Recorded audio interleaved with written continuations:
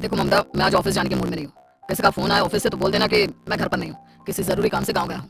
ठीक है, मैं चला सुने, बाकी मैं संभालूंगा। ममता बेचारी, जैसा नाम वैसा ही नेचर।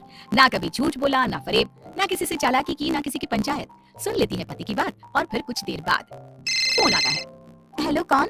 मैं सुनील का बॉस बोल रहा हूँ। दफ्तर में इतना काम पड़ा है, अभी तक ऑफिस नहीं आया। वो क्या कर रहा है? फोन दीजिए उसे। जी वो तो सो रहे हैं। कह रहे हैं कि आज गर्मी बहुत है तो घर के मजे लेंगे। बॉस को बीवी की बात पर गुस्सा आ जाता है, तो उसे बोल दीजिएगा कि अब घर में गर्मी के ही मजे ले, कोई जरूरत नहीं है यहाँ आने की। ये बोलकर बॉस फोन रख देता है। ममता सारी बात सुनील को बता देती है। न जाने किस बेवकूफ से पाला पड़ा है, समझ नहीं आता। तुम्हारे कारण मेरी नौकरी चली गई। अरे झूठ बोलने में क्या जा रहा था तुम्हारा? ममता को समझ में नहीं आ रहा था कि उसकी खता क्या थी। अरे जो है वही तो बोला। फिर एक रोज, बहू, अरे बहू, कहाँ है तेरा पति? इस महीने घर के खर्चे के पैसे भी नहीं भेजे। क्यों, माँ बाप की फिक्र खत्म हो गई है क्या उसे? पाई लागू माँ जी, वो ये बोल रहे थे कि माँ को क्या है, घर का राशन, खेत का पैसा, मवेशी का दूध, फिर भी न जाने क्यों मेरे सर पर भार देकर बैठी है। तभी सुनील ममता के मुंह पर हाथ रख देता है। क्या रे कलमुंह है, हटा बहू के मुंह से हाथ। अरे क्या क्या बोलता है तू? वो तो इसकी झूठ बोलने की आदत नहीं है, इसलिए पता चल रहा है। देख मेरी सास कितनी शरीफ है। हाँ, तेरी माँ तो मोहल्ले की बदमाश है ना, और तेरी सास शरीफ है। बेटा ममता को देखता है और गुस्से से बोलता है। अब खड़ी खड़ी देख क्या रही हो? और भी कुछ कहना है क्या? माँ आई है ना, जाकर छाछ ले आ ठंडी वाली। ममता अंदर चली जाती है। माँ, इसके सच बोलने की आदत के कारण मेरी नौकरी जाते जाते रह गई। वो तो मैंने अगले दिन जाकर पैर पकड़ लिए मालिक के, नहीं तो सब जानता है बहू की आदत नहीं है झूठ बोलने की। तो तू शांत क्यों नहीं रहता? क्यों उसे झूठ बोलने को बोलता है? फिर एक रोज, बहू, जा अपनी पड़ोसन के पास और उसे बोल कि वो लाल वाली साड़ी जो उसने नए साल की पार्टी में पहनी थी, तुझे वो चाहिए। ना माँ जी, मुझे नहीं चाहिए। वैसे भी कल जिस शादी में जाना है ना, वहाँ के लिए तो मेरे पास काली साड़ी है। सास सर पर हाथ रखकर, अरे बुद्धू, मुझे चाहिए साड़ी। वैसे भी तुम लोगों में तो साड़ी का लेन देन चलता है ना, तेरी भी तो उसने पहनी थी ना। हाँ माँ जी, वो क्या है ना, हम दोनों के कपड़े एक दूसरे को आ जाते हैं। मैं ले आती हूँ आपके लिए साड़ी। बहू पड़ोसन के पास जाती है। कैसी हो निर्मला, तेरी लाल साड़ी चाहिए थी। क्यों?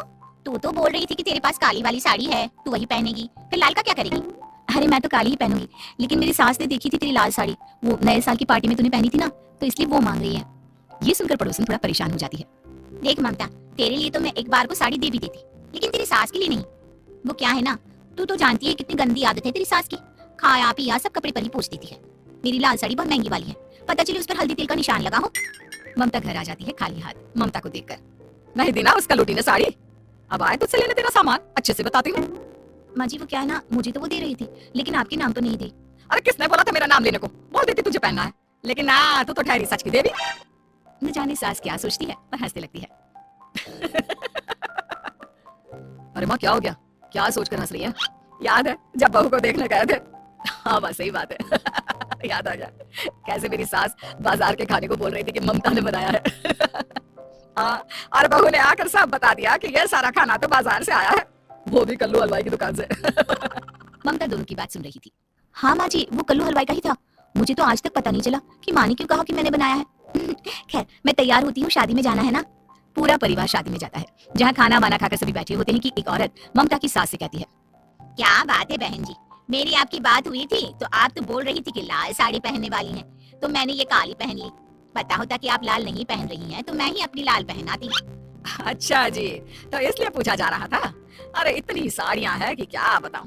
मैंने सोचा तो था, पर ये सामने दिख गई तो यही पहन लिया।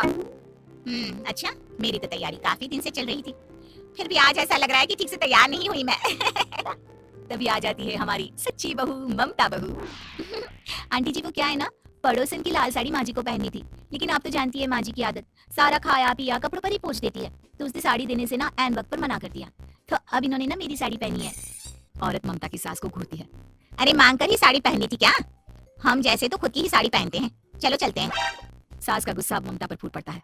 अरे क्या जरूरत थी, क्या जरूरत थी ये बात सबसे कहने की? अरे घर की इज्जत का कोई ख्याल है कि नहीं तुझे? मैंने क्या बोल दिया माँ जी, मुझे क्यों डांट रही है, मेरी गलती क्या है? ममता को रोता देख सुनील आ जाता है। अरे माँ, क्या हो गया? पता है ना शादी का माहौल है। सास सारी बात बेटे को बता देती है। देख रहा है तेरी बहू का हाल। अरे इस लड़की को तो ये भी नहीं पता कि कब कहाँ क्या कैसे बोलना है। अरे लेकर जाए इसे यहाँ से। सभी घर आ जाते हैं। सास का मुंह तो फुला ही रहता है कि एक दिन। चलो बेटा, बहुत दिन तुम लोगों के साथ रह ली, अब चलो। वैसे भी ऐसी बहू के साथ समय कैसे कटे, जो ना झूठ बोलती है ना लोगों की चुगली करती है। अरे गाँव में ही ठीक हूँ मैं, कम से कम 4 घर की खबर तो मिलती रहती है, वो भी मसाला डालकर। कैसी बात कर रही है माँ? अभी तो आई है, रह जाना, कितना अच्छा लगता है तेरे रहने से घर। तभी ममता आ जाती है। अच्छा लगता है, लेकिन आप तो बोल रहे थे कि न जाने कब तक रुकेगी, जाने का नाम ही नहीं ले रही। जाए तो कम से कम घर में थोड़ा सा फ्री सा तो फील करूं, यही बोल रहे थे कल माँ जी आपके लिए। सास बेटे को देखती है लेकिन क्या कहती है बेचारी, जब अपना ही सिक्का खोटा हो। चली जाती है चुपचाप गांव। फिर एक रोज घर की घंटी बजती है, सामने खड़ा होता है सुनील का बॉस। सुनील है क्या घर में? वो क्या ना, मैं यहाँ से गुजर रहा था तो सोचा थोड़ा ऑफिस का काम डिस्कस कर लूं। ममता कुछ कहती कि तभी वहां सुनील आ जाता है। अरे बॉस आप आइए आइए। क्या बात है, घर तो बहुत सुंदर है। वैसे भाभी जी आपकी खूब बातें सुनी है कि आप कभी झूठ नहीं बोलती। ये तो पता नहीं, लेकिन हमेशा सर कुछ ना कुछ ऐसा बोल देती हूँ जिससे परेशानी हो जाती है। मैं ऐसा नहीं चाहती, लेकिन क्या करूँ। खैर बॉस कुछ देर रुकता है, काम की बात होती है। ममता के साथ सब चाय पीते हैं और जैसे ही बॉस जाने को मुड़ता है कि क्या जी, कितने नेक इंसान है, फालतू ही आप खड़ूस और निकम्मा बोलते हैं इन बॉस को। अब क्या, बॉस के कान तक खुद के लिए अनमोल वचन पड़ जाते हैं। और फिर ओह तो ये बात है, और क्या कहता है ये?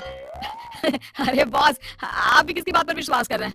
अरे इसे तो ये भी नहीं पता कि आलू प्याज कहाँ रखा है। अरे ये क्या जाने क्या बोलना है क्या नहीं बोलना है। मतलब जो मुंह में आ रहा है बोले जा रहा है। भाभी जी आप बताइए। नहीं नहीं बॉस, लग रहा है कि कुछ गलत बोल गई मैं। वैसे ये सिर्फ इतना ही बोलते हैं कि आप में कोई टैलेंट है ही नहीं, आपकी नौकरी इन्हीं के कारण तो बची हुई है। और आप बस कर ले अम्मा, अब क्या करवा कर मानेगी, बड़ी मुश्किल से तो नौकरी बची थी मेरी। सही कहा, बच्ची थी लेकिन अब निकल गई। तेरे टैलेंट के भरोसे चल रही है ना मेरी नौकरी, अब देख तू। अच्छा, तो आप भी यही मानते हैं? वैसे ये बात तो है, सुनील काफी टैलेंटेड है। बॉस चला जाता है, सुनील सर पकड़कर बैठ जाता है। माना सच बोलना एक अच्छी आदत है, लेकिन ममता आज का समय ऐसा नहीं है।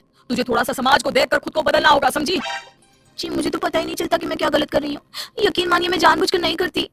सुनील सोच लेता है कि वो किसी न किसी तरह अपनी बीवी के इस भोलेपन का इलाज करके रहेगा, लेकिन सवाल ये है कि कैसे। कैसे का जवाब अब मिल जाता है। और फिर एक रोज ममता की माँ आती है। ममता, तुझे तो पता है तेरे पापा का काम ठीक नहीं चल रहा है, कुछ पैसों की जरूरत थी, तेरे पास हो तो मदद कर दे बेटा। ममता माँ को घर खर्चे से बचाए पैसे दे देती है। पैसे देने के बाद सुनील आ जाता है। अरे सासू माँ, आज यहाँ कैसे आना हुआ? नहीं बेटा, वो ममता की याद आ रही थी ना तो आ गई। वो क्या है ना, पता है पापा का काम ठीक नहीं चल रहा है तो माँ कुछ पैसे लेने आई थी। क्यों, यहाँ क्या पैसे का पेड़ उगा है? अरे कौन सी माँ अपनी बेटी के ससुराल का खाती है? कोई जरूरत नहीं है पैसे देने की, वापस कर दो माँ जी पैसे और निकलो यहाँ से। आगे से यहाँ पैसे लेने नहीं आना। सुनील ये बोलकर निकल जाता है। उसके जाने के बाद, बेटा ममता, तूने मेरी बेइज्जती कराने के लिए यहाँ बुलाया था क्या? अरे छोटा सा झूठ बोल देती तो तेरी माँ की इज्जत बच जाती, लेकिन चलती हूँ मैं। सास बाहर जाकर बाहर खड़े सुनील से कहती है, तेरे कहने पर बेटा हमने ये नाटक तो खेल लिया, लेकिन उसका क्या असर होता है ये नहीं पता। थोड़ी देर बाद सुनील घर आता है। देखिए मुझे मेरी गलती का एहसास हो गया है, मैं समझ गई हूँ कि सच कितना सच होता है और उसकी कीमत आज के समय में बहुत बड़ी है। माफ करना, मैं आज से सच कभी नहीं बोलूंगी। क्या, कभी नहीं?